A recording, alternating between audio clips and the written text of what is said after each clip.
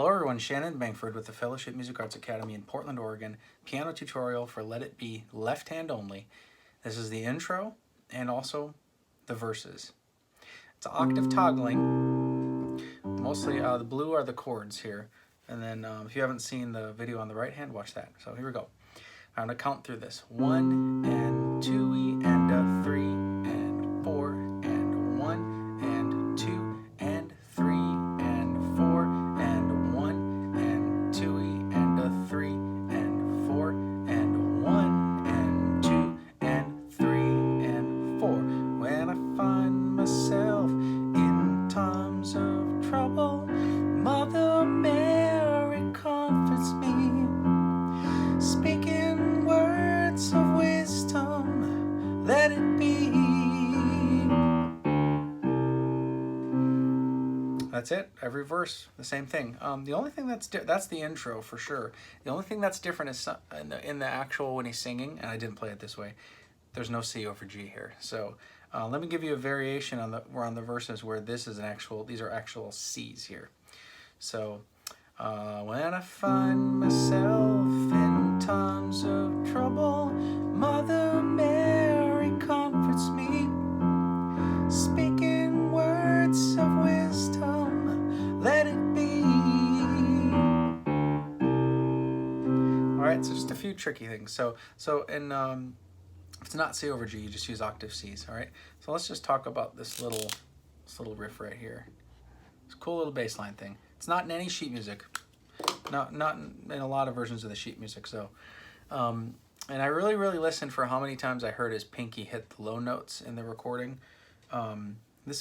There may be a few spots where he doesn't hit his pinky on the ands, but there's a good general pattern. This works really well.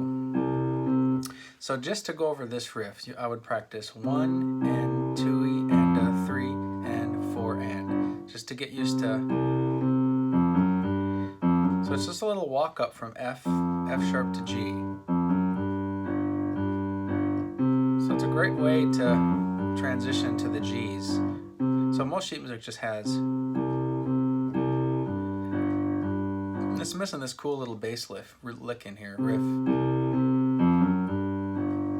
All right, and then when you get to this measure, whether it's G's, if it's G's, you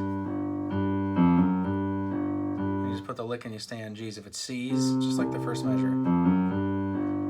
All right, and those are 16th notes. So we have a 1 and 2 and a 3 and 4. So these are quicker than the rest of these because they're 16th notes. All right.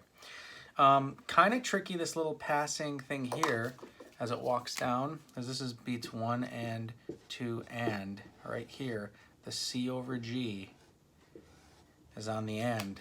So in our left hand, we can't just straight up toggle down like this from A to F. We have to go A, G, F, F, F. So you end up going thumb, thumb, thumb, like this. Okay, so just a little tricky just because it moves on the and you have to restrike your thumb 3 times. So fingering wise, this ends up being 1, 1, and 1. All right, and then the last measure. So a lot of sheet music is missing this down here, but you can hear the low F before the walk down. All right, and in order to get this high C up here, you have to do a little bit of a finger switch on this thing. So I'll go from my 3rd finger to my 5th finger like that. I'll try to keep that down so I can pivot up. All right, and that's all the fancy stuff like that. If this is too advanced for you, you can just do octaves. And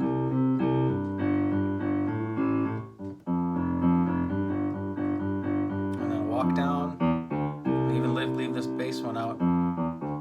Just stay on the low C.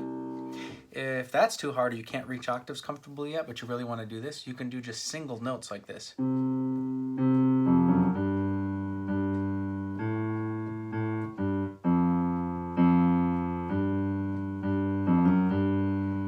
Walk down.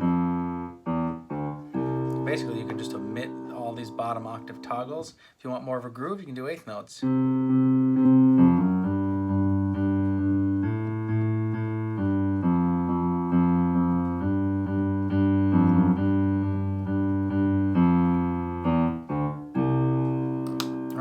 that with the right hand with the single notes would be kind of like this.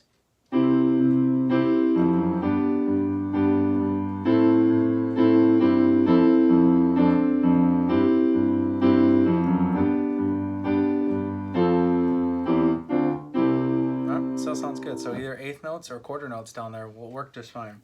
Watch my other video for the right hand, and then I'll have a video of both of these together. So good luck.